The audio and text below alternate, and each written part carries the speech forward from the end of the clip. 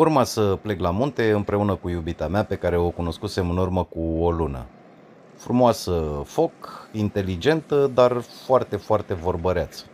Vine, mă pupă, ne urcăm în mașină și pornim spre munte. Drum lung, peisaj frumos, dar asta nu-i tăcea gura deloc. Mă înnebunea. Auzi, iubi, nu ne oprim să bem și noi o cafea, să mâncăm ceva? Bineînțeles, iubito. Așa că ne oprim la un restaurant și comandăm. Văd că băiatul care a luat comanda nu mai vine. Merg până la toaletă. Rezolv eu, nu-ți face probleme. Așa că mă duc la manager să rezolv problema. Nu vă supărați. Chelnerul care mi-a luat comanda mai lucrează la dumneavoastră?